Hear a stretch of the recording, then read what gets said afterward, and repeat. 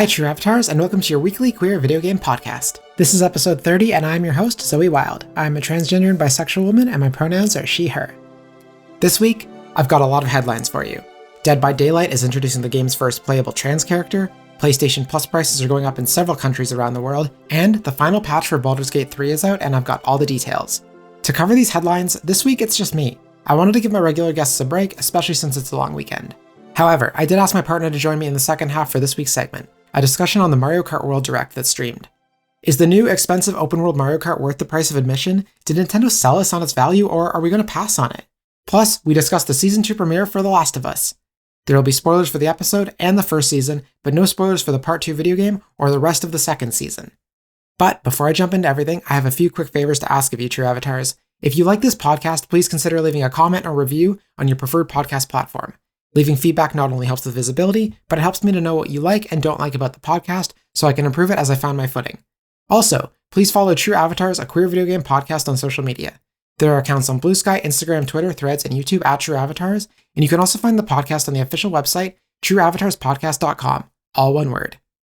And remember, this is a weekly queer video game podcast, so check in every week.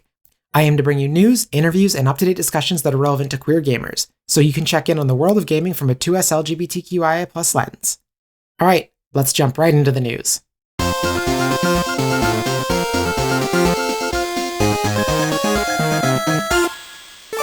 So, first headline, Baldur's Gate 3's final patch is here. So back in December, I think it was in episode 14, but I might have talked about it in other episodes as well. We discussed the Baldur's Gate 3 patch 8, and how it would bring a bunch of new content and features. Well, the update is here finally, and it is the final major patch for the game. And to celebrate the release, they also posted an animated short which you can find linked in the show notes. So this patch applies to all platforms, and that includes crossplay, photo mode, 12 brand new subclasses, one for each class, and those, I'm going to list them all here. So we've got Path of the Giant Barbarian, College of Glamour Bard, Death Domain Cleric, Circle of Stars Druid, Arcane Archer Fighter, Way of the Drunken Master Monk, Oath of the Crown Paladin, Swarmkeeper Ranger, Swashbuckler Rogue, Shadow Magic Sorcerer, Hexblade Warlock, and Blade Singing Wizard. And they also listed tons of bug fixes. They listed updates for modding. And for Steam players, they also added trading card support. So these trading cards will unlock in your Steam account as you play the game. So that's pretty much like the core of everything they added. There's literally like pages and pages of patch notes. So like if you want to go through, obviously I've linked everything in the show notes. But it does seem like with this patch, Larian is finally moving on from the game. I do think they said somewhere they weren't planning to make a fourth game. And I think I also read somewhere that Hasbro was looking for another studio to make a fourth game since this one was so successful. It remains to be seen if they're going to A, make a fourth game somewhere else, and B, if it will live up to the quality of the other Baldur's Gate games, especially Baldur's Gate 3. But I do wonder if Larian, or at least someone working with Larian, is planning to port this game to Switch 2 as a final hurrah. But so far, nothing has been really said either way. But even if this is the end of the road, the game is full of stuff to do. It's a very well-made game that has hundreds of hours of content from multiple playthroughs. It's also one of the most queer games released this decade, so I'm just grateful that Larian supported it even to this point. So, True Avatars, I do want to know, are you happy with the post-launch support for Baldur's Gate 3? Is there anything you wish they added or addressed that they didn't? Please leave me a comment on the True Avatars socials. So, moving on to the PlayStation Plus prices, going up in many countries. I don't have a list of all of them, but some of them do include, so Canada, where I live. I didn't see anything about the US. Latin America is among the regions that is getting a price increase, including Brazil, Mexico, and Argentina. But it is concerning that they're raising prices again on PS Plus after increasing them only a few years ago. And I'm going to use the Canadian prices to show you how much they're going up, because I think it's quite a significant increase. It's concerning, honestly. It's too much for me, in my opinion. But anyway, so there's 3 tiers of PlayStation Plus, kind of like Game Pass. So the first tier is Essential, which is the most basic plan. It gets you access to online features, and it gets you the monthly free games. And that's going from $94.99 Canadian to $109.99 Canadian per year. So it's a $15 increase. And then there's Extra, which is the middle tier. It includes the game catalog as well as the other features from Essential. And game catalog is essentially their version of Game Pass, but for PS4 and PS5 games. It's kind of like a Netflix, but for video games. and it's going from 100, that yearly tier is going from 154.99 Canadian to 189.99 Canadian, which is a $35 increase over the year. And then finally, there's the top tier, which is premium, which includes everything I mentioned before, and also their PS1, PS2, and PS3 emulated classics. And that tier, premium, is going from $189.99 to $224.99 per year, also a $35 increase. And it's effectively making it so that the extra tier, if you're currently subscribed to the extra tier, you're now paying for what was previously the premium tier. So it's kind of a tough pill to swallow. I'm currently subscribed to Essential, and I have been for a long time. Back when it was you could get a year subscription for $30. And so that's kind of running out for me now. And I think I maybe subscribed for an extra year last year at the increased prices just to see if it was still worth it. And they gave out Dragon Age the Veilguard this year as a free game, but if I don't have time to play that free game before I cancel my subscription, I'm not going to be able to play it because you only have access to that game while you're subscribed, even though it was given out as quote unquote free game. It doesn't give you the license to that game on your account permanently. So my subscription runs out in August, and I will probably cancel unless there's some really, really good deal around not E3 time in June where they give a discount. But honestly, the discount would probably be going back down to the full price that was, increased a few years ago. So it's a boiling frog scenario where we're not really feeling all these increases right away, but I do wonder if they had done slow incremental increases over the last decade, a few dollars every couple of years, this would be much more palatable to consumers. But I don't use the online features a lot, so this might just be me. So the only thing I'm really claiming is the free games. And to be honest, because they're free and they're just kind of sitting there for when I want to play them, I haven't gotten to too many of them. So looking back on it, all the features I've been using, if I had just bought the games outright, I probably would have saved money for the games that I actually wanted to play. So I actually did make a list of the ones that I've claimed for free that I do plan to go back and play. And so It Takes Two is one of the games that I want to play. Doki Doki Literature Club Plus. I don't know too much about it. I just hear there's a really weird twist that gets you kind of hooked. I actually don't know if I'm going to enjoy this game at all, but since it was free, I might as well try it. A game that I've had my eye on a while, but I've either had Game Pass or I've had PS Plus to play it, is Sable. It's an indie game with a gorgeous art style. I think you're kind of riding around in the desert and you have a kind of a hoverboard of some sort. I just know it's got very smooth traversal, which looks very kind of calming and cozy. Another game I really want to play that a friend keeps recommending to me is Alan Wake Remastered. And the reason I want to play Alan Wake Remastered is because I really want to play Alan Wake 2, which looks awesome, but I kind of want the context of the first game first. So, if I have time, I would really like to play Dragon Age the Veilguard, but it's a huge game. So I just don't know if I'm going to get to it before the end of August when my subscription runs out. There are other games too, games that are on sale regularly for really cheap, like Need for Speed Hot Pursuit Remastered and Batman Arkham Knight. I would really like to play those, but they always go on sale for $5. So those games I might actually just pick up when they're on sale after my subscription runs out and play those on my own time. But yeah, the other games I'm not sure I want to pay for because I've never tried them. It Takes Two seems like a game I probably should buy because I really enjoyed Split Fiction, but I just can't get behind the moral of that story. But anyway, yeah, sound off in the comments for the episode or on social media. Are you going to be canceling your PS Plus subscription? Obviously, it's not going up everywhere, just certain countries, which feels a little shady to me that it's only going up. But again, I guess it's, the US dollar is very different compared to currencies around the world. So who knows? I don't know why these prices are only going up in Canada and Latin America, but I've got a bunch of quick headlines here as well. So Bungie has officially revealed Marathon. So Bungie's newest game, their first since Destiny 2, and their first since being purchased by Sony, is Marathon, a team-based extraction shooter. So the description on the YouTube video that I found is, choose your runner and scavenge the lost colony of Tau Ceti 4 for fortune, power, and answers to Tau Ceti's secrets. And this game does seem to be a reboot of the Marathon video game series from the 1990s, although from the comments I was reading, it seems to be a name only. While watching these trailers and they had an 8-minute kind of short film promoting the game, I couldn't understand what was going on. I didn't understand what was really in there to draw me to playing this game, either from a story world building perspective or from a gameplay perspective. I can't speak today. However, there is a closed alpha starting on April 23rd, so maybe a play test will prove me wrong. I don't know if I'm going to play it, but other people might praise it, and the game will be fun and maybe do well. It does look a little like Concord to me, a little forgettable. I do wonder if it's going to be dead on arrival. I'm not cheering for any game to be dead on arrival, to be clear, but I've been wrong before. I also remember thinking Destiny looked kind of bland when it was revealed. And so look how that turned out. Moving on, another quick headline here is that Metal Gear in Concert is coming to London, England. So this comes from Video Games Chronicle, and I'm going to quote the article here. Konami has announced that Metal Gear in Concert is coming to the Royal Albert Hall this year. The performance will include music from across the franchise, including Encounter and Father and Son, and fan favorite songs such as The Best Is Yet to Come, Snake Eater, and Heaven's Divide. The UK premiere will feature special guest appearances from Donna Burke, the vocalist behind Snake Eater, and actress Stephanie Jewston, who played Quiet in Metal Gear Solid 5: The Phantom Pain. 2 performances of the show will take place Saturday, November 1st, a matinee performance at 2:30 p.m. and an evening performance at 7:30 p.m. End quote. So, this is really cool for UK fans of the Metal Gear series. In last week's episode, we discussed the PlayStation Concert series wasn't doing too well with ticket sales. Since this is limited to 1 city and 2 performances, I think it will do better just because it's much more limited. So you might gather more fans who really want to see this instead of spreading out a bunch of fans over a bunch of areas and a bunch of performances. And as Amy Lynn said last week, concerts focused on one franchise do seem to do better than something like with variety, like the PlayStation concerts.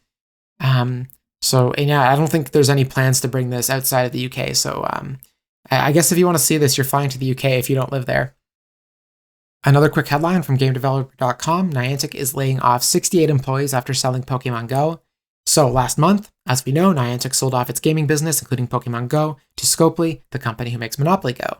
And when they did this, the people who made those games moved to Scopely to continue working for them, leaving Niantic proper to become, and I quote, a startup organization.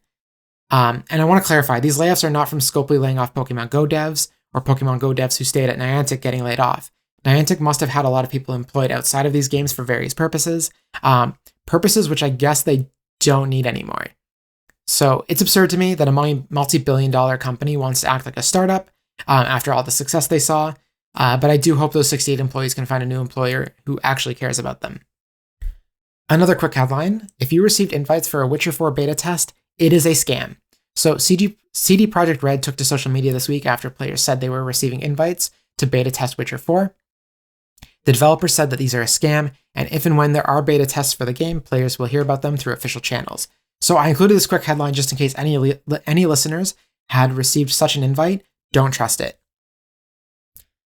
And one last headline that's kind of quick here, and this isn't really a queer game at all. I just saw this game and I thought it looked really good. It had really creepy vibes. But anyway, Bloober Team has revealed a new trailer for their game, Chronos: The New Dawn. So it's not even really big news. I just saw this trailer. I hadn't heard of the game before. And I just, like I said, I thought it looked really cool.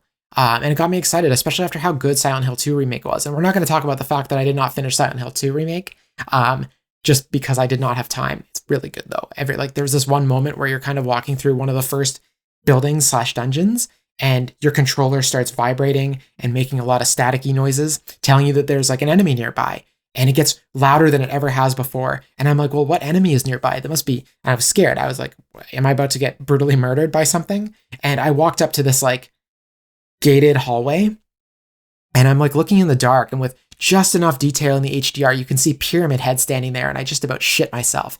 So obviously that's a remake of a previous existing game, but I thought Bloober Team did really well. And from what I'm seeing from this game, Chronos: The New Dawn, it's got kind of very similar vibes. It's basically a third-person survival shooter set in the future where you kill enemies, but if you don't burn the bodies after killing them, living creatures will merge with the dead ones to create larger, scary, like mega monsters. And that probably sounds really grim to people who don't play horror games, but that grimness is exactly what makes it look so cool. Like, you need to be on your toes for this game, and I think that's really cool, especially just like Silent Hill 2. Like, you need to be on your toes if you want to survive. I'll link the trailer in the show notes. If you like horror games, I think this will be your jam, so go check it out. All right, and we've now reached our last headline. Many of them are very quick headlines. This one's a little bit longer, but there are reports on Reddit that Dead by Daylight has introduced its first playable trans character.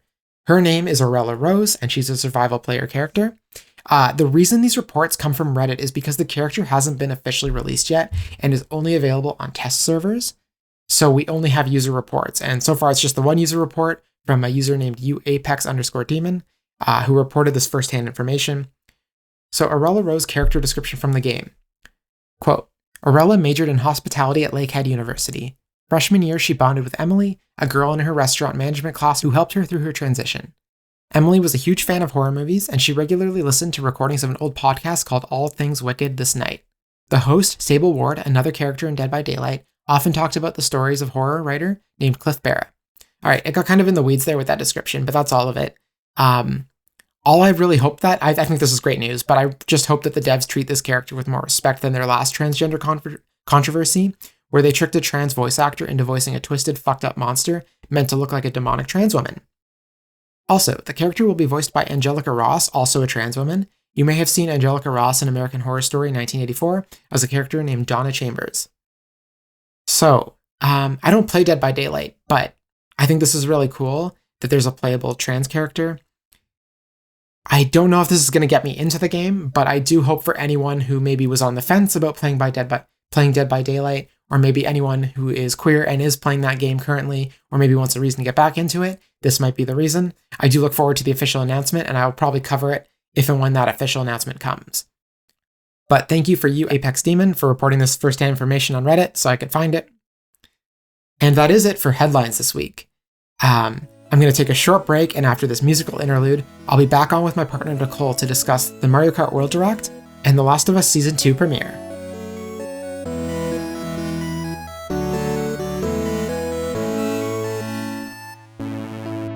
Hi True Avatars, I am back from the break, and joining me is my partner Nicole. Nicole's pronouns are she, her. How are you? I'm good. Thanks for having me back, as always. It's a pleasure. Yeah, it's been a long time since we've spoken, so... Yeah. Right. Okay, so for this segment, we're going to talk about the Mario Kart World Direct that aired this week, and then we're going to discuss the first episode of The Last of Us Season 2, which premiered. It was called Feature Days. There will be spoilers for that episode, but we won't be discussing the game, like spoilers from the game. We won't be discussing future episodes, what we might think will happen based on the game or whatever. We're only going to talk about the first episode that aired. So if you haven't watched it yet, stick around for the Mario Kart World Direct. And if you don't want spoilers, head out once we start talking about The Last of Us. But if you have watched the episode, don't worry. We're not going to be spoiling anything that comes ahead in the game. So, Nicole, it's been a while. What have you been playing? Well, I know we recently, it's not like super recent, but we finished playing Split Fiction, that 2-player co-op game that we were working on and we were very excited about, that we talked about last time I was on. And gotta say, like, the ending was it was good. It was like a satisfying, like, final battle with the boss, I would say. And the co-op, like, the mechanics kind of developed a little further, and we got a taste of a few different play styles of, like, other mechanics of games, like, oh my gosh, remind me, what was the last? Do you remember? Well, I'm trying not to spoil the ending too much, but yeah, there was, like, okay, that's true. I know when we did our last recording, we said there might be a bit of Metroidvania type stuff, and it didn't end up being that way, so I did want to set the record straight on there, but without spoiling the ending too much, like, I just, like, the mechanics kept evolving too. It wasn't just like, here's, like, a taste of, like, platforming. It got, like, much more complicated platforming. Yeah. And, there's some very creative, like, mixing of worlds. That's all I'll say, I guess. Yeah, I was gonna say that was my favorite part about the ending, was, like, they get kind of weird with, like, the mechanics of, like, the co-op element. It's not just, like, you know, like, oh, here's a genre and here's how you do it with two people. It was more like, how can we really mess with how co-op gaming works, which I thought was really cool. So it was quite challenging in the end, and yeah. What else have I been playing? I'm forever finishing up Breath of the Wild. Like, I finished the main story, but I'm still, like, working on the DLC and just, like, exploring. We also started playing Wind Waker, and this is my first time playing it. And I've never played it either. So. Oh yeah, so we're playing it on the Wii U, and it's very charming. I love the art style, and because it is an older game, like, I feel like the controls aren't as, like, smooth and buttery as, like, more modern Zeldas, but still fun.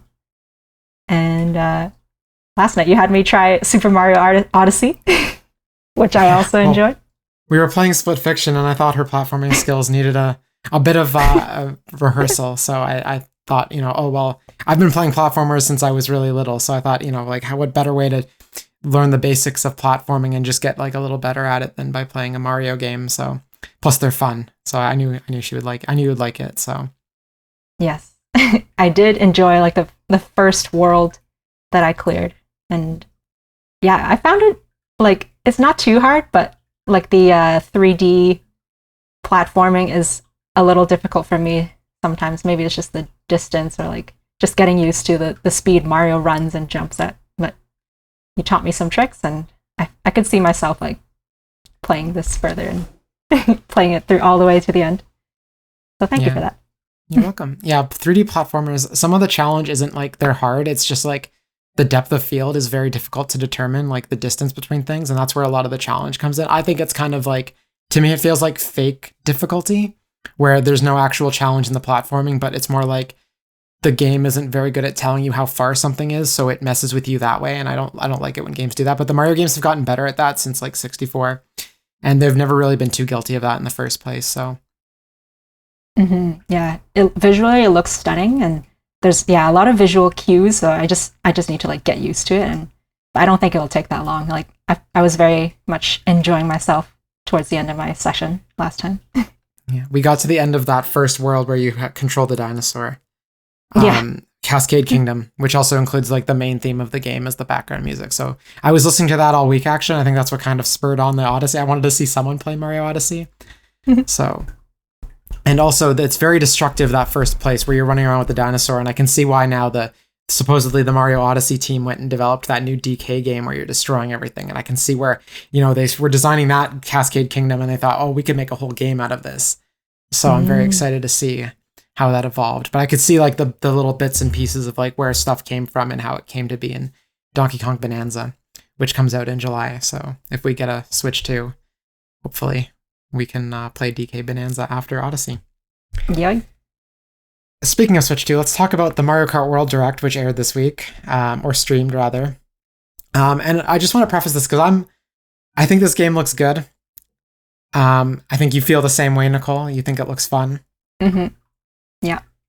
But there is, I had high expectations for this Mario Kart World Direct because there's a Bill Trinen quote, and Bill Trinen, I'm trying to remember Bill Trinen's job title. He's not quite up there with Doug Bowser and the Miyamotos of Nintendo, but he is a figurehead at Nintendo.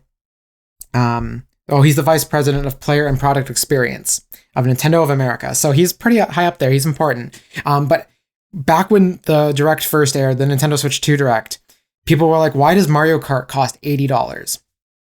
And here in Canada, it costs $110. We just found out. So we're going from $80 Nintendo Switch 1 games and $90 PS5 games to $110 Switch 2 games. So anyway, people were like, well, what's so great about this? And DK Bonanza is actually $10 less. So it's $100 here. It's $70 in the US. So now it's the same price as it's actually $10 more than a PS5 game instead of $20 more. But anyway, so people were like, why is this Mario Kart game so expensive? Why is it like the most premium game Nintendo's ever sold? And so Bill Trinen kind of said, he didn't kind of say it. He said this. Well, I would say it's less about the strategy of pricing Mario Kart World. It's more than just whenever we look at a given game, we just look at what is the experience, what's the content, and what's the value. Mario Kart World, I think, especially as you see from the Nintendo Direct, not to give you any hints or anything, but I did read your article this morning, and this comes from IGN, by the way, and I think you had mentioned that you didn't find a lot to discover when roaming around. So I would say tune into our Mario Kart Direct to see what maybe you'll be able to find out about that. But honestly, this is a game that is so big and so vast, and you will find so many little things in it to discover. And there's still some other secrets remaining that I think as people end up buying and playing the game, they're going to find this probably to be the richest Mario Kart experience that they've ever had. End quote. So, just to preface, again, when I was tuning into this Direct, and I was very miserable and grumpy, and I didn't sleep well the night before this Direct aired at, I want to say 9 a.m. our time. So I was expecting like a massive reveal, like a detail about the open world aspect that was going to prove beyond a shadow of a doubt that this game is worth $80 or in Canada, like I said, $110. And yeah, $110 is equivalent to $80. So it's not like it's like a different price increase than the US got, but it's still like over that $100 mark, which is it's a hard pill to swallow, even if it's still, again, equivalent to all the other markets in the world. So, Yeah, I was just expecting something much bigger. But anyway, let's talk about what was in the Mario Kart World Direct, and kind of go through everything and our thoughts on it, and then decide maybe at the end, if is it worth $110 to us? Is this something we want to invest in for this hypothetical future Switch 2 we're going to buy? And is this something we're going to sink hundreds of hours into and enjoy as much as Breath of the Wild or Tears of the Kingdom, which would put hundreds upon hundreds of hours into that game? I think you put 250 hours into Breath of the Wild alone. And you haven't even started Tears of the Kingdom yet, so. Yeah. I'm scared.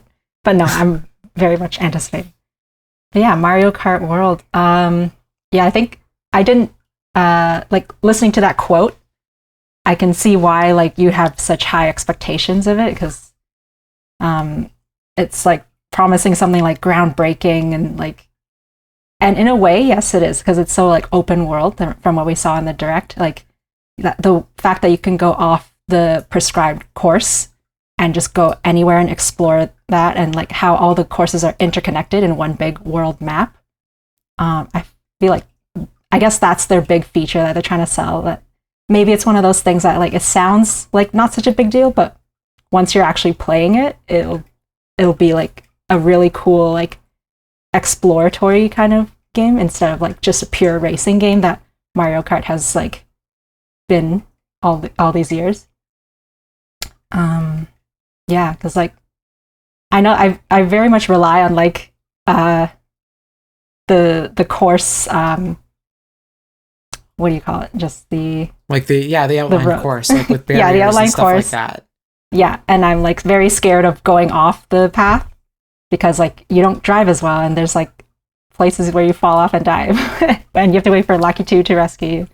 But now I'm kind of excited to see what what lies beyond the course itself. So I don't know. Maybe it'll be worth it then.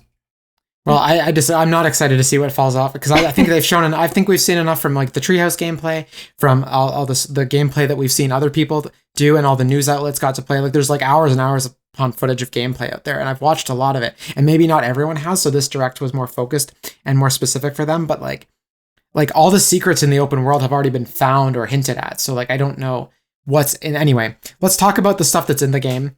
And we'll come back to the open world stuff, because we're going to kind of go through exactly what is in there and what does make it sound exciting. And then we're going to compare it to open world games like Spider-Man 2 and Tears of the Kingdom, which are $20 cheaper when they're at full price.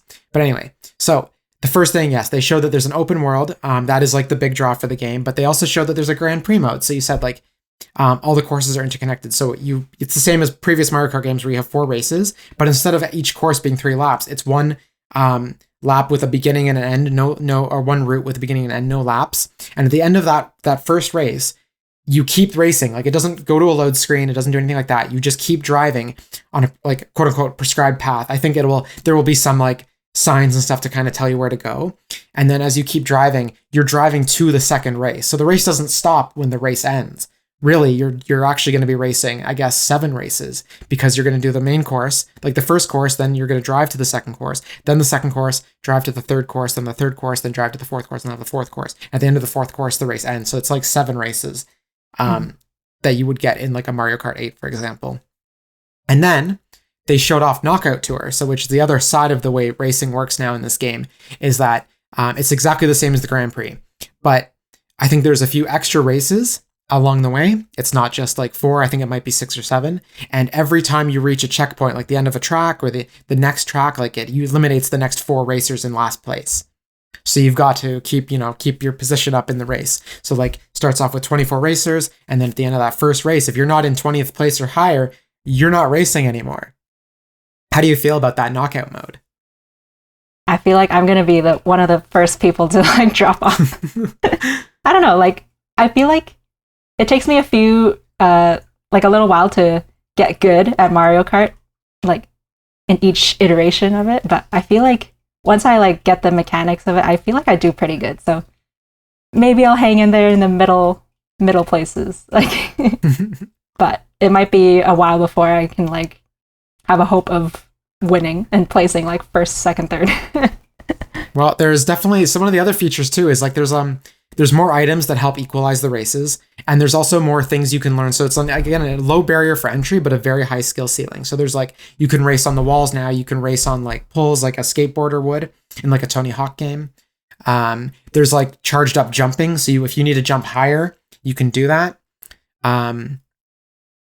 Yeah, so like, if you like, getting good will be harder in this game, but I think again with all those new items, there'll be a nice way to equalize it. And also, when you do get hit by an item, you don't fall so far back anymore, which is kind of nice. So yeah, there's definitely a lot of ways to turn the tables, even if you're like struggling in last place. Yeah. But some of the other cool features, there's lots of characters this time. Like, there's not just like your typical Mario characters. There's like side characters from all of the different Mario games. There's side characters that have been like on the sides of racetracks in previous Mario Kart games, like Cow, who you will know from if you've ever played Mario Kart Wii or Mario Kart 8 Deluxe, there's a track called Moo Moo Meadows. And the screenshot for that track that they always show, the thumbnail, is always this big cow smiling at the camera. And now you can race as that cow, and everyone seems to love that. I do too, but I'm excited to play as, I hope there's a baby Boo character. That's what I really want. Yeah. When I saw the cow driving, it just looks so ridiculous. Like, it makes you want to try all the different characters. Like, I'm not as familiar with all the side characters and like the little road hazards and stuff, but like, are there some that are like references to other games and not just Mario Kart? Like, I know you said like Long Neck or something. Yeah, I'm not sure. Okay, I don't remember that specifically. Maybe I was really tired when I noticed that, but I did notice in the Mario Kart World Direct specifically, they showed off some side enemies and villagers from Super Mario Sunshine, which haven't been around in Mario spin-offs for like 10 years now. So there's the Piantas that are native to Isle Delfino in Super Mario Sunshine. There's the little ducks that walk around. They go quack, quack, quack, quack, quack. And if you walk up to them, they flip you up really high. And they've been in previous Mario Kart games as well, too. So I think the track was like, it might have actually just been Delfino Plaza or Isle Delfino or Delfino Beach, something like that on the GameCube. And when you drive by these things, they also flip you up. And I think there was one other Super Mario Sunshine character. Those are the ones I noticed because I haven't seen those characters in Mario Kart games in a long time. So it was nice to see them. There's also, though, moving on from characters. Actually, I'll ask you, like, which character are you most excited that you saw to play as? Oh, let me go back to, what do I see here? I see a piranha plant. But that, I feel like, was that in previous games or this is a first? In Mario Kart, it might be a first. It's in Smash Bros. You can fight as a piranha plant in Smash Bros. Yes. There's a little crab. There's like the fish. Are they called cheap? I don't know. Cheeps, yeah. Cheeps. That's funny. And what is this little rabbit? It looks like a raving rabbit thing. Oh, there's always in Mario's platformers, there's rabbits you can catch. Oh, you have to be quick and smart and outrun them. Interesting. So it might be that one that you're referring to. I don't have the screenshots pulled up that you're looking at, but yeah, I think that's probably the rabbit. Ever since Mario 64, there's like, you'll, in certain parts of the level, I think they're in Odyssey as well, you'll come across like a rabbit popping out of the ground, and then like once it's out of the ground, you got to kind of chase it, and it like, if you're just following its direct path, you'll never catch up to it, but I don't want to spoil how you do catch it, so. Because I want you to find that for yourself when you're playing Odyssey, but yeah. I can't wait to try them all and see like how their driving styles are different. Yeah. It sounds like we're buying this game, even though I'm saying no, but all right. But okay, let's talk about the features though, because I mean, if the price was cheaper, I wouldn't say no to this game at all. Like, I think it looks like a great game.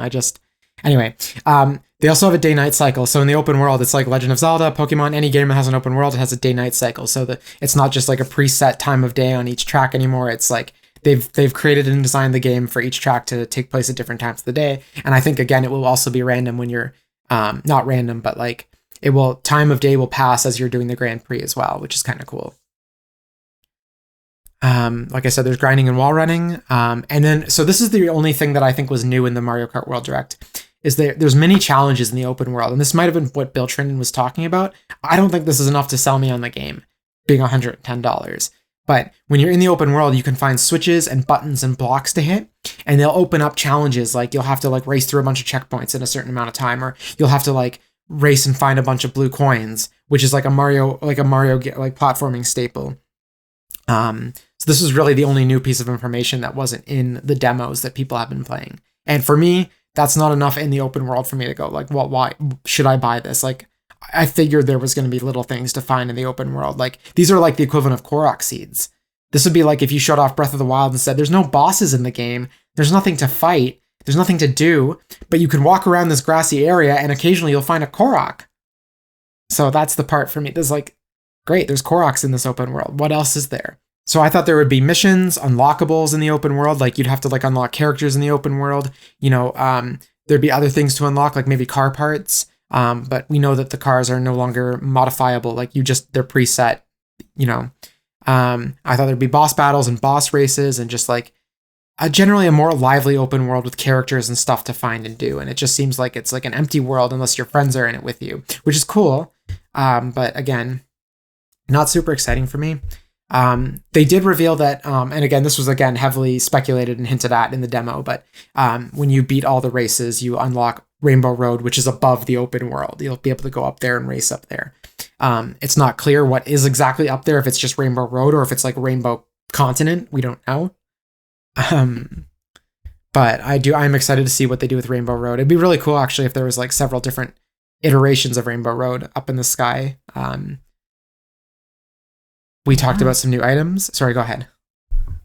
Oh no, like from what I know of Mario Kart, like Rainbow Road is always like famously difficult, right? Because it's up in the sky. There's like not many like, there's sometimes obstacles, but there's always like many chances to fall off. And I always struggled with it, but I don't know, maybe there'll be like a rainbow version of every course, or that seems like too much, right? I don't know. Or maybe when you do fall off Rainbow Road, you fall right back down to the open world. Oh. You've got to get back up there again. Yeah. They'll do something with it. Yeah, maybe, hopefully. I do hope that there's more to find up there. But not showing it before the game. I know they want to hide surprises. I totally get that. But like not showing like why this game is like, I don't think open world is a game of draw for like, there are so many open world games now, and there are lots of open world racing games. I don't see anything in this presentation, anything in the features that says this is worth $20 more than The Legend of Zelda Tears of the Kingdom, which is like, even before launch, we knew what was in that game and what made it special. Like, open world Mario Kart is something that I think should have been on Switch 1. Like, this is a game that should have come out in 2018. I don't see anything in this game that says, yeah, this is like a 4K next gen, it's cost more than God of War Ragnarok type of game. Like, I just don't see it. So, and they did show off other cool things. Like, they showed off the rewind feature, they showed off a photo mode. So the rewind feature, though, going back to that, is like, and it looks kind of silly, is that like, if you mess up a jump or something and you want to get to a secret platform or something, you can actually rewind in the race. But while you're rewinding, your opponents are not. So your friends can drive past you as you go backwards. And so you'll lose your place in the race. Yeah, that's something like a feature I would use if I'm just playing by myself and I wanted to explore the course more. And then it might come in handy when you're playing with your friends. Like, oh, I knew about this secret shortcut. Yeah, I think so too. I think if you're in knockout mode, it's definitely going to set you back quite a bit. So I mentioned photo mode, and there's like lots of stuff from the previous games, like time trial, battle mode, coin collecting, whatever that mini game is. There's accessibility features too, like the auto acceleration I think is back. I want to say they didn't confirm that, but I have to assume if the steer assist is back, then so is the auto acceleration, because Mario Kart games, like I said in a previous podcast, it's always the A button. You've got to just press and hold it the whole time to accelerate, and I'd prefer to have it on the right trigger. So even though you can now switch the accelerator to the right trigger, if you don't want to accelerate constantly and keep your finger pressed down, which gets uncomfortable, you can just have auto acceleration turned on, which is cool. So they also showed off that there's like larger vehicles in the open world that you can like drive into and that you can control and kind of like destroy the environment. Yeah, it looks really fun. But it was also, we knew about it already because it was in all the demos. So it's not like it was a big secret reveal they were showing off, even though it looks cool. We'd already seen that when Bill Trinan said, hey, there's still more to find. And it's like, is there though? So anyway, like I said, this is like, we've gone through all the features now. And I just want to get your thoughts. If seeing that direct and hearing all this, do you still think if you were buying a Switch 2 this summer, would you spend $110 plus tax? So it comes to $124.29 after tax for this game. Would you buy it? it might not be like top of my list, but if there's not as much out when the Switch 2 is released, and that's like one of your few games that you can get, that you can afford, I could see myself maybe spending a lot of time just like exploring the tracks. But I don't know if it's like, yeah, $110 worth. Like, I guess I expected a bit more of like different versus modes, like the battle modes, where it's not just like a race, where there's like the balloon hopping mechanic, or like the one that's like a juggernaut where like you get the shine sprite or something. You have to. Oh yeah, they didn't show that one off, but I have to assume that's probably back too, because like I like those. Yeah. Yeah, all that stuff is great, but again, it's been in previous Mario Karts. And now I'm sure some people are listening and saying like, well, Zoe, there's a bundle where you can save, and actually in Canada, you'll save $40 getting the Mario Kart World Bundle with the Switch, because it comes with a digital code for the game. But in this house, we like physical copies, because then we can share we can buy one copy of the game and share it between two different Switches, or share it with friends, or take it bring it to another house and play it on a different Switch, like with a friend. So I just don't see I don't want the digital copy, even if it saves me $40, because I think even if I thought this game was worth $110, that $40 would be worth being able to have a physical copy, a cartridge that I could resell if I decided I didn't like the game, or just there's much more options if you have a physical copy. So I don't know if that saving the $40 is worth it for the game to not get a physical copy out of it. But if you are interested in the game and you don't care about physical copies, I think that $40 being saved is worth it. $70 for this game, 100% worth it. Yeah. It's hard to justify paying the full price for it, but it is definitely a very good party game by the looks of it. And they're really selling the game chat features, like being able to see the other players' faces if you have the camera, being able to like meet up on any track and like warp to where they are, and just being able to chat in real time during a race. Like, I guess that's the big sell, but we don't normally use those features like as much. Maybe if it were like back in lockdown when we had like a weekly game night with all our friends. I don't know. What was it you said about the pictures? 'Cause now it shows your picture above each racer if you use the game chat feature. So like if you're driving and I'm driving, you can see my face above my car. You said something about that earlier. Yeah, so like if I'm trying to get ahead and like I shoot a shell at the person in front of me, like, oh, I'm sorry, like I didn't realize it was you. But now there's no excuse for that, because if you have the game chat feature, you can see that who exactly is in front of you. It's true. Yeah. There's no more plausible deniability. Yeah. So I guess my big thing is like I spent like at launch Spider-Man 2, I bought it at full price. Spider-Man 2, which is an open world game, which is like full of features just like this game. Like it's just as good, if not better, than Spider-Man 1. $90 for open world Spider-Man game. Tears of the Kingdom, again, another sequel to another open world game that has all the same features as the original game plus new features, which is $90 again. Bought at launch, $90. And then there's like I didn't play this one, but again, Horizon Forbidden West, which is the sequel to Horizon Zero Dawn, another open world game with all the features of the original game, plus more, and better looking. Again, all these games looked better than their predecessor. Again, $90 at launch. And Nintendo is saying, hey, our Mario Kart game is $20 more, worth $20 more than that. And I don't know that it is. But I don't know, you seem pretty keen on it, so maybe we do want to invest in this. Like, I don't need to play it right at launch, is what I'm saying. But I would play it if we had it and it was like there was a sale on it or something. It seems like a classic that we'll eventually own. Well, I'm hopeful that there's going to be DLC with extra continents and stuff. Like, oh, you get to go to Hyrule and do the same things you did there, but now in the main game, but now in Hyrule. Or they'll like let us go to Pokemon's like Kanto region or something and race around there. Would be that cool. Would be fun. Yeah, actually, one of the courses did remind me a lot of like the Breath of the Wild Hyrule. The aesthetic, the grass, like it looked exactly like the same. Well, and if they do that to that kind of DLC, it's also going to cost more. So it's going to be $110 on top of like $20 DLC packs, presumably, if they do it. So expensive. Yep. Okay, let's move on to The Last of Us Season 2 premiere. And this is where I'll remind listeners that we're only going to talk about The Last of Us Season 1 in reference, and we're going to talk about the premiere for Season 2. And we'll be talking about a little bit about the first part of the game, but we won't be spoiling anything that goes past the story of the episode. We're not going to spoil the big thing that we've been talking about on the show before. We're not going to spoil the game. Like, we're not going to spoil future episodes and what they might do. We're just going to talk about this one episode.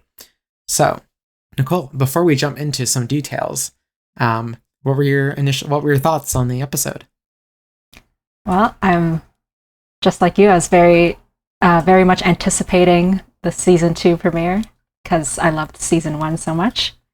And I haven't even like played the games. I've just watched you play through them, and so I know almost nothing about part 2, except like the little bit that I watched you play. So I was just kind of in my head comparing the game to the episode, and it looks very close. Like from what I've seen so far, like the town, seeing it in the snow, it's like just watching you play the game again, and like I can tell like they put a lot of thought into this and to be very faithful and like try to preserve the feeling of the original game. And yeah. And did you like, just in general though, like you liked the episode and like not just like the comparison, but like oh yeah I wasn't sure how far they were gonna get into, but I did. Yeah, I enjoyed it a lot. It was like very good storytelling, and it looked amazing. Like,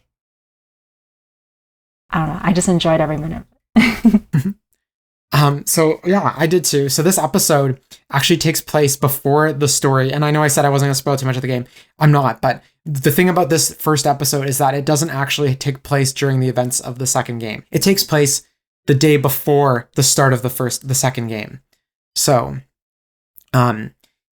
for example, in the second game, at the very start, when you wake up and you're like kind of going around and getting the stuff you need before you head out, Ellie goes into a bar and she gets an apology from this guy who said something homophobic to her the night before.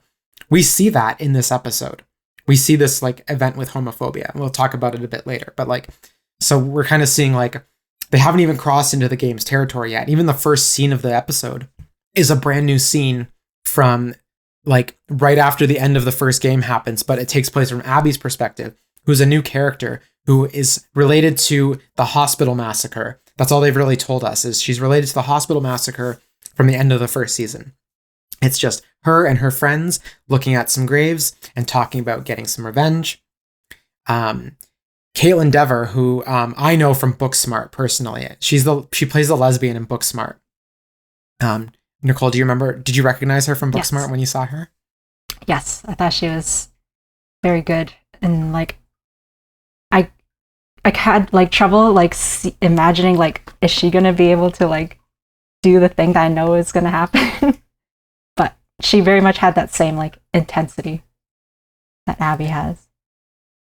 Yeah, I agree. I was like worried, like, because Abby's very buff in the game. Like she's like very jacked, and she's like very physically fit. And not that Caitlin Dever isn't, but she didn't like build up a lot of muscle mass for the role. But she's got the same like hardness, the same like steeled down demeanor that Abby has. And I think she's going to do a really good job, even if she doesn't have the physicality that Abby has. I think she brings the presence that Abby has. So I'm very excited. Like I don't have any doubts that she's going to do a very, very good job playing Abby in this show. And going toe to toe with Ellie. Like it's Abby and Ellie are very much two sides of the same coin. And actually, my concern is that the person playing Ellie, I'm trying to remember their name. Bella Ramsey, thank you. They are still kind of baby-faced because it's supposed to have been 5 years. And they actually show an uncut footage from the end of the last season, the very end of the last season, that shot where Joel asks Ellie, like, do you believe me? Or when he basically when he lies to her about what happened at the hospital, and she says okay. Then they cut to a little bit of extra footage after where she kind of like Ellie kind of like walks off, And I did read that actually is like footage from the last shoot they did. It wasn't new footage they filmed. So Abby doesn't look like, or not Abby, Ellie doesn't actually look like she's aged that much. They didn't give her a new haircut either for the new season, because in the games, not only is Ellie older, but they gave her shorter hair. And they didn't do that with Abby in the show. And I'm a little disappointed because I feel like Abby could look a little bit older. Ellie. Even though she's like acting older, and the actor themselves is actually much older than even like Ellie is in the show, right? Because Ellie's supposed to be 19. I think Bella Ramsey's older than 19 now. But because Bella Ramsey looks the same, it's only been 2 years. I don't think there's much of like a physicality difference in the way they're portraying Ellie. So I'm just a little concerned that it doesn't feel like 5 years has actually passed between the two seasons. I would agree that like they still look very baby-faced, but I can see the change in like Ellie's confidence and like the way she acts around the other residents of the town. So, like she's very comfortable. She's not afraid to like assert herself. So maybe that's where we see the growth, even if not like physically. But I think she like Bella Ramsey does a very good job in portraying that experience of living in this town and like learning her place and like all the jobs, and like she wants to do more than what the leaders who are in charge want her to do. Like she wants to get out and like kill the infected and like and not just like stay back where it's safe. So did a good job there. Yeah, and then speaking of infected, I have some issues with this new infected they showed off, but they did show off a new infected, like subclass, I guess, like stage of infection. But I was curious what you thought of the stalkers. They were scary. Like I remember in the scene where they were revealed, it was just like in classic horror fashion, it's just like a blurry blob in the background, like just peeking out, and it's it's like a different kind of infected because they seem smarter, right? Like they're kind of like hunting you and like sneaking up on you, whereas the other ones, like the runners, that's like the most basic enemy. Like they just appear out of nowhere, like they're pretty obvious. But this one, like you kind of don't know what hits you until like it's too late, right? Yeah. And they're like the ferociousness of the stalkers, which are the clickers rather, that make you obviously the clicking sound, and they don't really they can't see, but they move based on like, feel and sound. It's like that ferocity mixed with the speed that a runner has. And again, with more intelligence too. It's almost like if a human still had like their entire ability to think and make critical thinking choices, but now their entire goal is to infect everyone else too.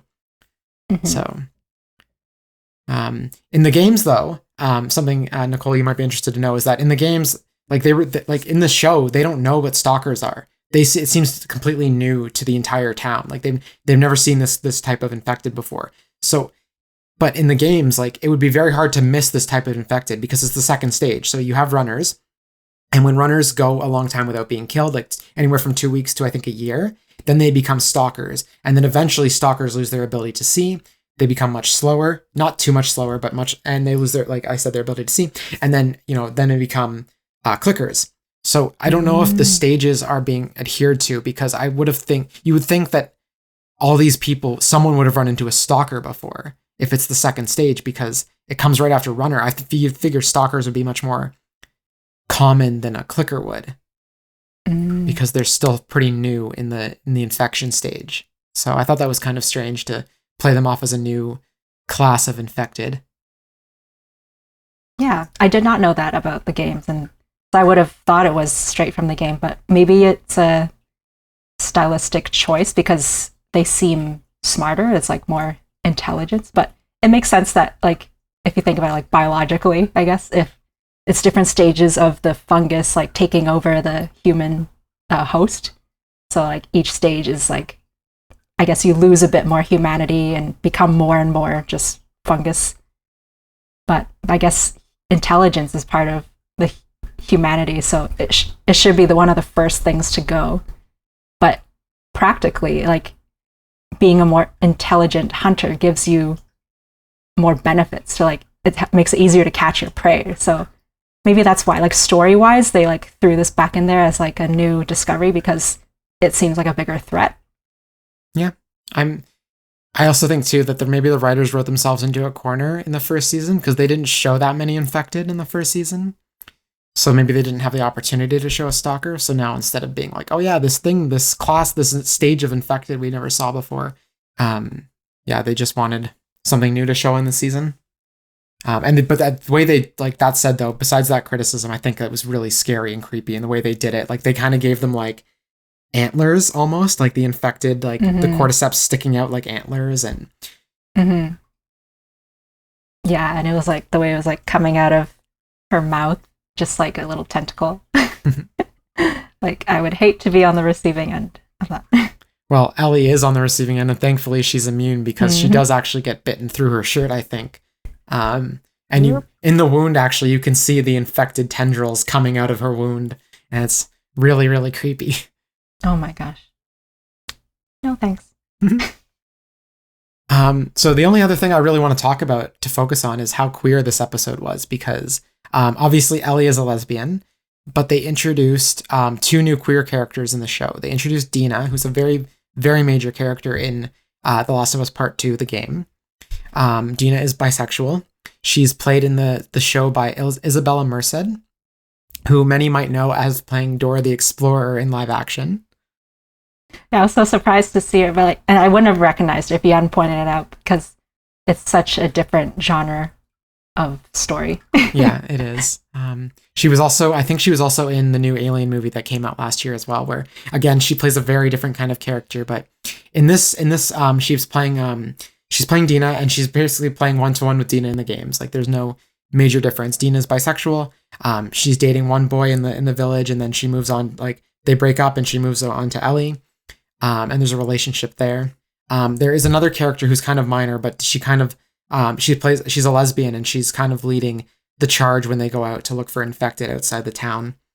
And then there is, of course, the big homophobic moment where Ellie and Dina are dancing on New Year's Eve in the town like bar. Basically, it's a big party, and they make out. And not only is a PDA, but the owner of the bar kind of comes over and he like yells at them, but then he calls them dykes, and then Joel comes out of nowhere and like tackles his ass to the ground, which I loved. If someone did that for me, I'd be like, yay. But Ellie's very, very upset with Joel at this point in the story, and she doesn't like that Joel's fighting her battles for her. So even though we found out that Joel's like definitely an ally, because it's never really, he doesn't really know that Ellie's gay in the first season, and now he knows that it's confirmed that he knows this. He's accepting, and actually he's very, very overprotective of his adopted daughter. So I like that it's like not such a huge deal like that in the world, but it absolutely is a huge deal, like to like normalize it. And I love that, like Joel is such like a good, he's trying his best to be a good father figure and he doesn't know what he's doing wrong, and like in the show, like he's doing therapy, like it shows that like he's trying to figure out what Ellie is going through and how to handle it, his emotions and her emotions. But it's just part of being a parent, right? Like your rebellious teenager is growing up, and it's going to be uncomfortable, but you still have to be supportive. So he's doing that. I like the line when the therapist says like, well, you never got there with your previous daughter to this point, but this is like typical teenager stuff, right? So like Joel's now in new territory, and which I think is very interesting for his character. And the therapist is Catherine O'Hara, right? Yeah. Yeah. Anyone who grew up watching like Christmas movies like Home Alone, she's the mom in Home Alone. She's a Second City alum. So she came up with like John Candy and Eugene Levy, that crew, Rick Moranis, like those people. She was kind of part of that group, like a Canadian. It was almost like the Canadian equivalent of like a bunch of people that came up on SNL. And she's also, she plays a very serious character in this show. She's not super funny. But if you want more Catherine O'Hara being funny vibes, there's the show on Apple Plus called The Studio, where she plays like an ousted studio exec who was really mad at Seth Rogen. And she has this great rant at Seth Rogen where she's just like crying and she looks like a slob. You can tell she hasn't left the house in days, and she's just screaming at Seth Rogen. So Yeah, definitely love seeing her in more stuff. Yeah. What was your favorite part about the new episode? Maybe it is just the therapy session between Joel and Catherine O'Hara. Yeah, I don't remember the character's name she played, but her character in the game is married to Eugene, who's like the weed grower dude. So, but yeah, it's like it felt very like raw and vulnerable because like she admits that like, oh, I resent you because I don't know if it's a spoiler. I mean, we can talk about what she says in the episode, but because but yeah, like it felt. I mean, Joel killed her husband, right? Because he was infected. Yeah. Is like the backstory there. She was married to Eugene. Joel had no choice, but she's mad about it. It wasn't that just he killed her husband, but the way he did it, it was very like matter of fact and not sympathetic. And she kind of, anyway, sorry, just to give some context to what you're talking about. Yeah, I felt very invested at that point, but and then also just seeing Ellie like coming like to her own like character in the town and just being independent, like she's not a helpless girl anymore, like not that she was always like capable of taking care of herself even like from season 1, but it's cool seeing her like take on bigger things in this season. Yeah. The one thing I do want to note, actually, before we wrap up, is that the one thing that I thought was missing, and I know you saw this in the game. There's the first part of the second game actually isn't a shot of them like overlooking Jackson as they're coming back from the hospital. The first scene is actually a scene where Ellie's getting set up in the garage where her new room is. Right, Joel's got this new house in Jackson. And he walks in and he gives her a guitar and he tells her he's going to teach her how to play it. And we didn't see that scene in this episode. And I don't know that we're going to. I mean, it could come up later as a flashback. They definitely could. But that is like one of my favorite scenes from the whole series because it's just kind of like your only real glimpse into like what a normal relationship, if like there weren't infected in this world, what if like Joel and Ellie's relationship would actually be like, just like father and daughter.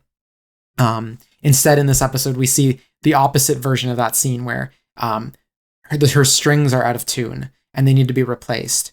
So he takes her guitar in an attempt to kind of mend the relationship, but it comes off as very aggressive and desperate. And Ellie doesn't speak to him in that scene very much because she's mad at him. Yeah, it would have been nice to see that because that would be the first time that he's teaching her something that's like not related to the zombie apocalypse, not a survival skill. It's just how to play the guitar.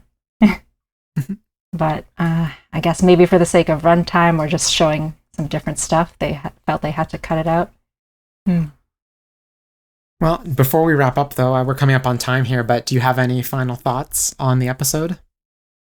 Well, I'm very, very intrigued because I still don't know what happens in part 2, like the game. So it's completely new to me.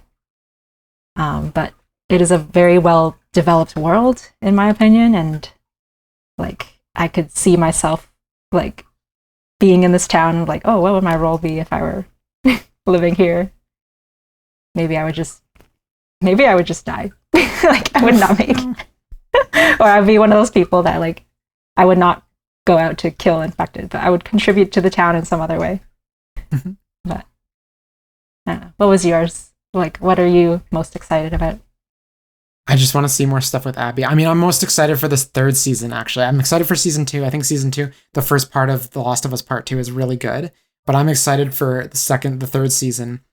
These next 2 seasons are based on one of my favorite video games of all time, and I can't explain why they're my favorite without spoiling it, but like, I'm excited to see how the show explores what the game explores, basically. So. Nice. Yeah.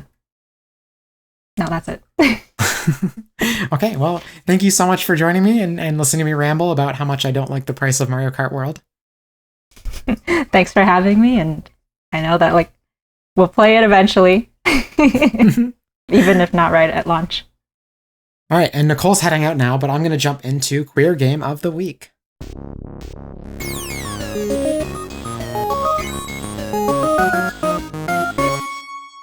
Okay, True Avatars, it's time for Queer Game of the Week, and it's been a little while since I've done Queer Game of the Week, so you have to forgive me, it's just been so busy.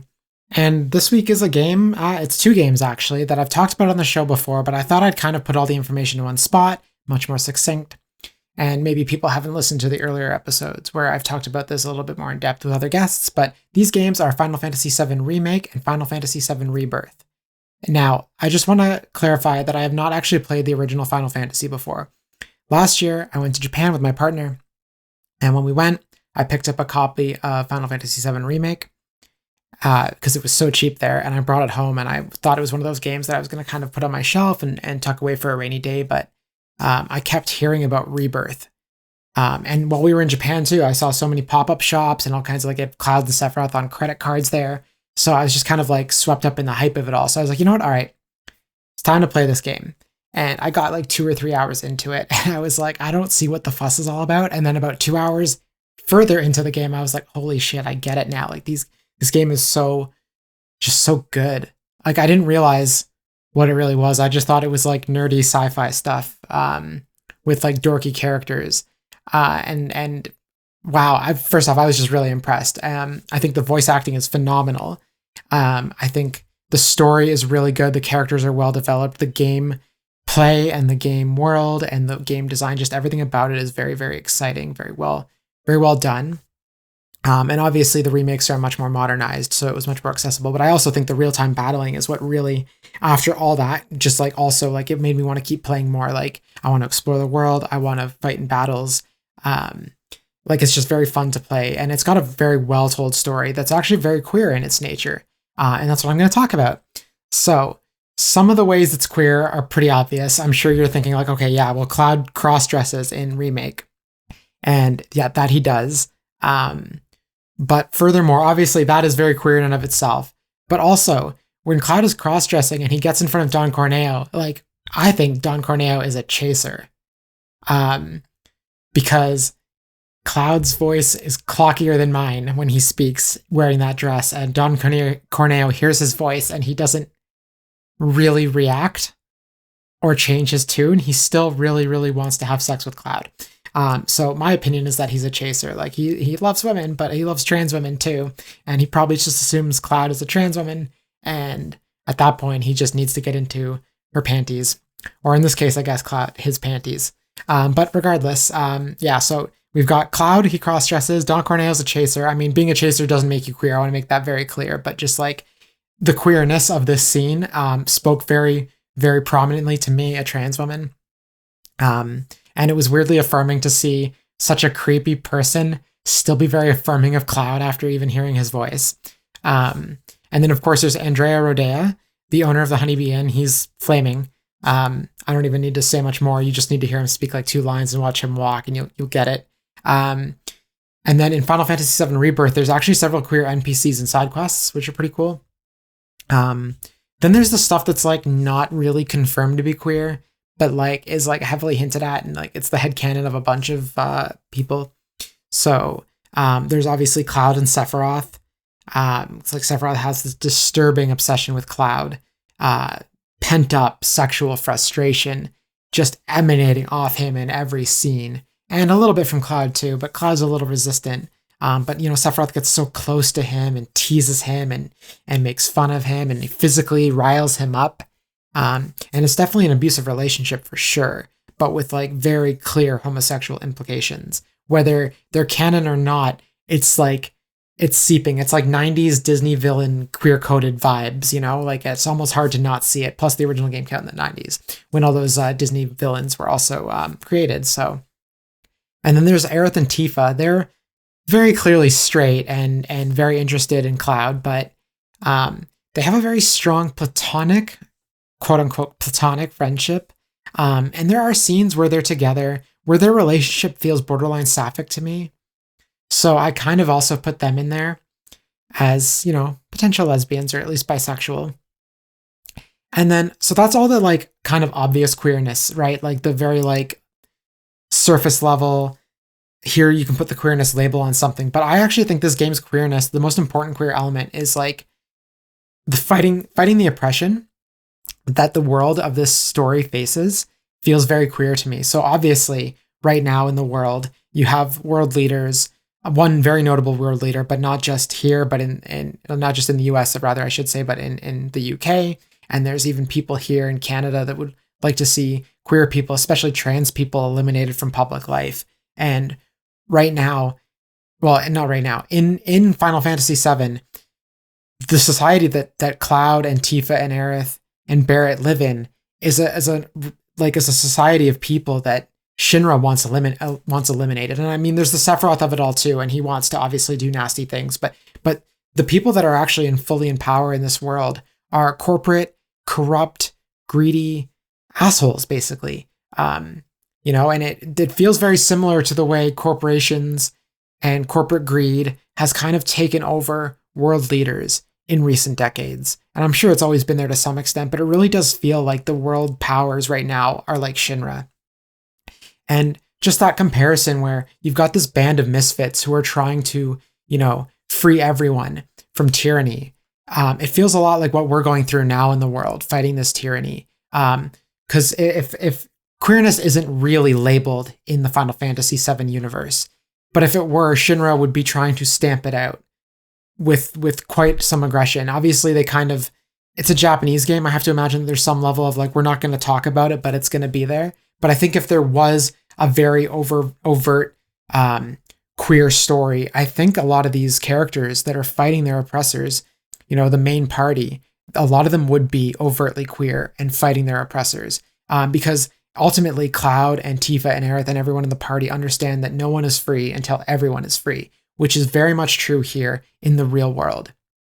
It's resistance. It's going against the rules, and going against the rules of and the norms of society is what queerness is. It's not considered normal, even though it should be. It's not normalized, and it is resistance. Existence is resistance. And they're fighting resistance in this game, and that feels very queer to me, even if, again, their reason for fighting it isn't because they're trying to free queer people. They're trying to free everyone. But I think at the end of the day, too, that queer people in the real world are also trying to fight. We're also trying to fight to free everyone, too. So anyway, that's my argument for why Final Fantasy VII Remake and Rebirth are queer games. Plus, there's still one more game on the way. So I think it's very possible that Part 3 could definitely have even more queer elements to it. Hopefully, a prominent character. I don't know if there's anyone they can add in the next part of the game, if there's anyone they can rewrite, if there's characters they can give a more prominent role to. Obviously, I want it to be as faithful as possible, but, Remake and Rebirth are taking some liberties. I won't spoil what those are, but hopefully, where they add room for liberties, they add some queer people too, some queer characters. So anyway, yes, Final Fantasy VII Remake and Rebirth are queer games, and I'll hear nothing else about it. And that just about wraps up this week's show. Thanks, True Avatars, for joining me for another episode of your Queer Video Game Podcast. If you've made it this far into the episode, I really appreciate you taking the time to support queer-made content, which is a big deal. If you want to support the show, it would be really great if you could leave a rating, review, or comment on your preferred podcast platform. I welcome you to check out the website, trueavatarspodcast.com, all one word. That's trueavatarspodcast.com.